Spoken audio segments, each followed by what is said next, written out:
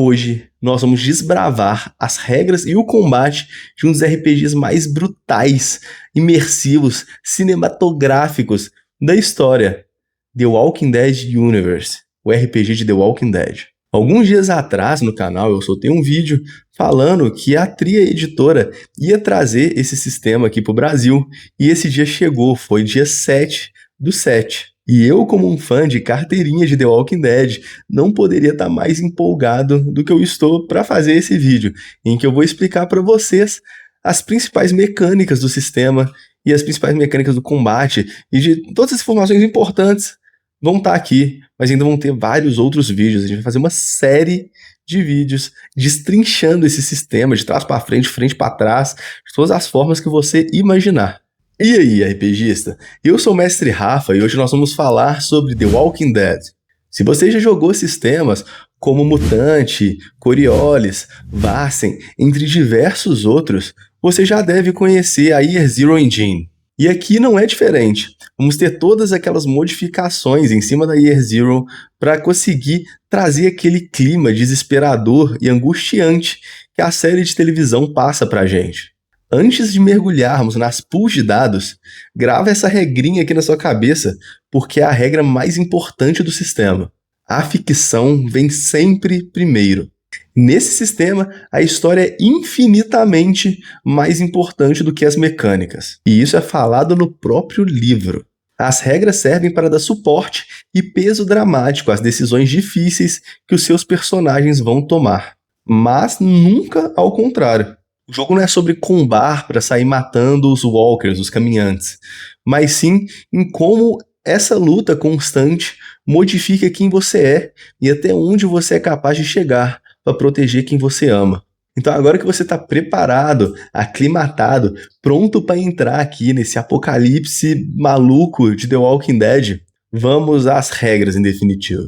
Começando pelas rolagens básicas e as perícias. Para jogar The Walking Dead, você vai precisar basicamente de papel, caneta e cerca de 10, talvez um pouco mais, 10 a 20 dados de 6 lados. Mas presta atenção, pelo menos 5 desses dados têm que ser de uma cor diferente, ou de alguma forma poderem se diferenciar dos outros, porque eles vão ser muito importantes mecanicamente. Eles serão o dado de estresse.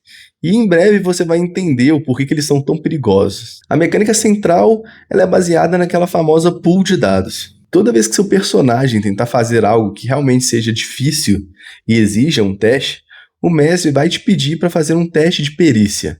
O seu personagem é definido por 4 atributos básicos: vigor, agilidade, perspicácia e empatia. Esses atributos vão variar de 1 a 5.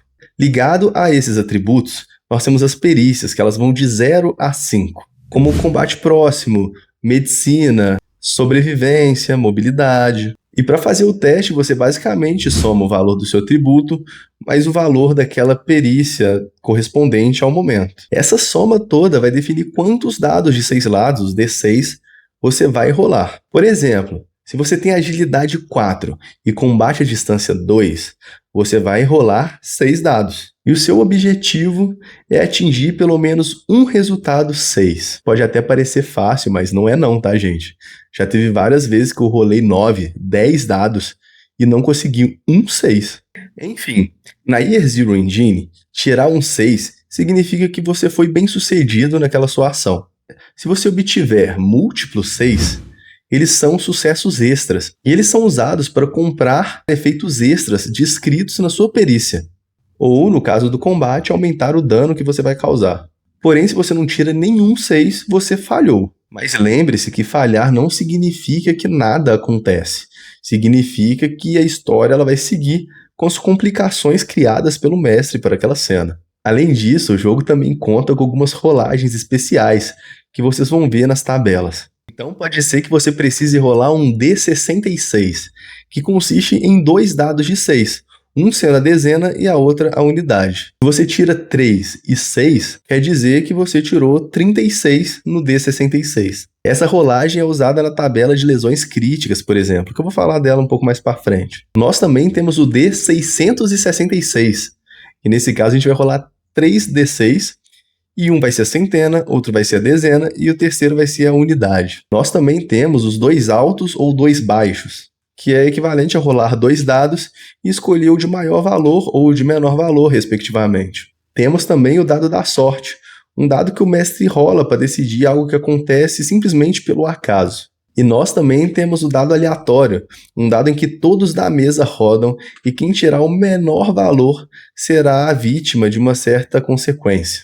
Muito comum quando precisamos determinar, por exemplo, quem do grupo foi mordido em uma horda. Agora vamos falar sobre o que realmente é o coração do sistema, os dados de estresse. Imagina a seguinte situação: você está tentando arrombar uma porta, enquanto você escuta aos longes os passos dos walkers se arrastando pelo corredor. Você rola os seus dados e falha. Você não tirou nenhum 6. Em alguns outros sistemas, esse seria o fim. Mas em The Walking Dead não é bem assim. Você pode escolher forçar o seu teste. Forçar o teste significa que seu personagem se recusa a desistir, então ele faz um esforço desesperado para conseguir algo. Quando você força um teste, você vai rerolar todos aqueles dados que não tiveram um 6, ou seja, não foram um sucesso. Então você pode fazer isso até em testes que você já passou, caso você ache necessário tentar ganhar um sucesso extra. Mas é claro que esse desespero vai ter um preço alto. Sempre que você força um teste, você sofre imediatamente 1 ponto de estresse. E aqui vão entrar aqueles dados de cor diferente que eu falei lá em cima com vocês no início do vídeo. Para cada ponto de estresse que seu personagem acumula, você adiciona um dado nas suas rolagens. Um dado de cor diferente, o dado de estresse. O estresse, ele foca sua mente, te deixa mais focado naquilo. O que mecanicamente, no caso, é representado por você ter dados a mais na sua rolagem. No entanto, o estresse também vai te deixando no limite de entrar em colapso. Se em qualquer rolagem de perícia, algum dos seus dados de estresse cair com 1 virado para cima, você tirar o resultado 1, então parabéns, você acabou de fazer uma grande cagada. Você acabou de ferrar tudo. Inclusive, os dados oficiais do jogo trazem até um símbolozinho especial de um walker para mostrar que você obteve essa falha. Então, obter o 1 no dado significa 2 coisas. 1, você não pode forçar o teste, se já não tiver forçado. E o 2 é que mesmo se você obter sucesso nos dados e conseguir realizar aquela ação, alguma coisa dá terrivelmente errado. Geralmente, ferrar tudo significa que você fez barulho, chamou atenção. E o mestre vai subir o nível de ameaça da área para 1. Ou fazer um walker te atacar imediatamente de surpresa. O mais legal é que o mestre te dá a oportunidade de narrar como você errou. Ou seja, ele passa essa agência aí pro jogador, fica bem legal. Ou seja, se seu personagem é aquele cara fortão e muito bem fisicamente, você não precisa ter simplesmente escorregado, batido num balde e o balde fez barulho, talvez.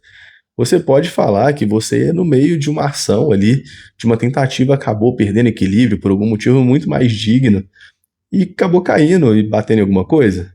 Sabe, você pode realmente dar o seu toque naquela sua falha. Mas existem outras formas de ganhar pontos de estresse, além de forçar os testes. E elas são realmente as coisas estressantes. Ser alvo de tiros, ser atacado por caminhantes, ver um aliado seu ser mordido, ficar sem comida e água.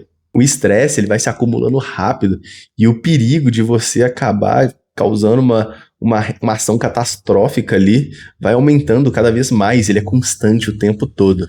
No apocalipse, os mortos são um perigo constante, mas são os vivos que costumam puxar o gatilho primeiro. No capítulo 5 temos essa parte do combate detalhada direitinho e é sobre ele que nós vamos falar agora. O jogo divide o combate em 2 tipos de regras, os duelos e as brigas. Mas antes de tudo precisamos entender 3 conceitos fundamentais: alcance, cobertura e alvos indefesos. A distância no jogo, igual é comum na Year Zero Engine, ela é abstrata.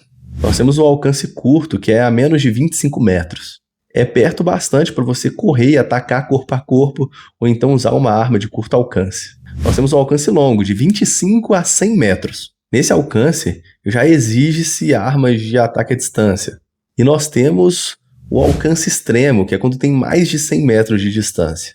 Apenas armas muito especiais, como fuzis de precisão, conseguem operar a essa distância.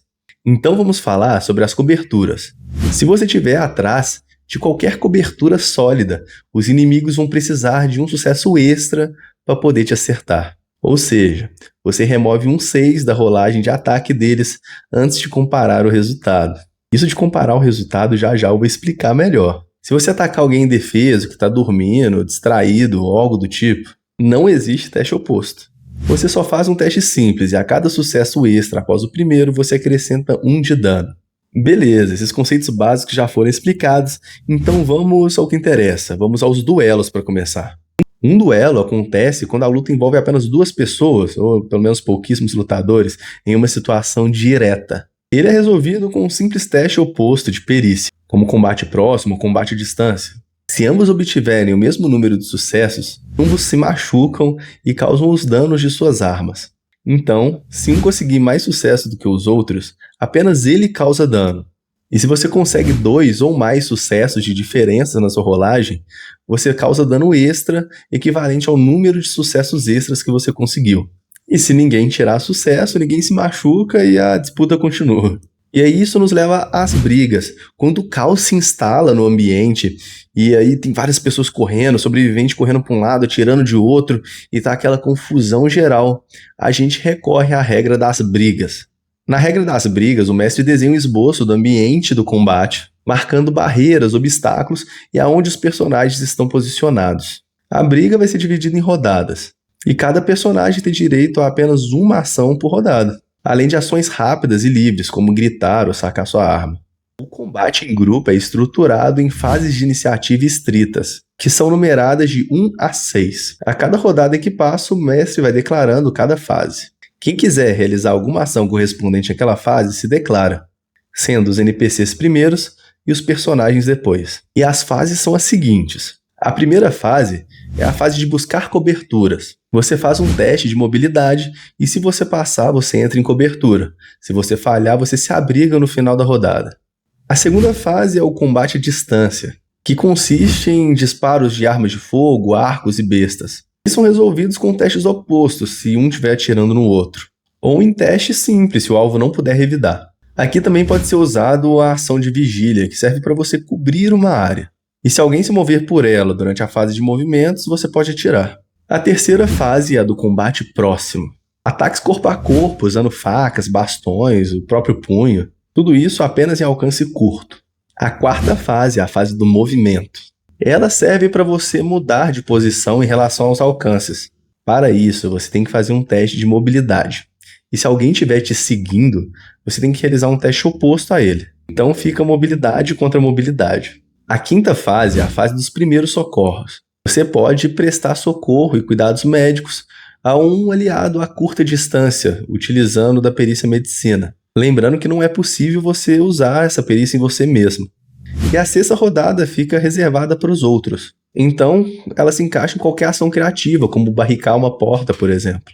Fazer uma ligação direta em um carro para tentar fugir, quem sabe. Acionar um rádio, talvez. Então você pode ser bem criativo nessa fase e pensar em soluções diferentes. E se você for um líder nato, você pode usar liderança a qualquer momento da rodada para poder dar ordens. Cada sucesso que você obtiver permite que você distribua um dado entre os seus aliados para que eles possam realizar as ações deles. Mas tem que tomar cuidado, porque se você falha em uma ação de liderança em um momento tenso, isso vai te gerar um ponto de estresse. E esse vídeo já está ficando muito longo, então nós vamos ter uma parte 2 que você vai poder acompanhar aqui no canal amanhã mesmo. Se você estiver vendo esse vídeo no dia que ele foi postado, no dia seguinte vai ter o vídeo da parte 2, para que você possa continuar a entender as regras de The Walking Dead.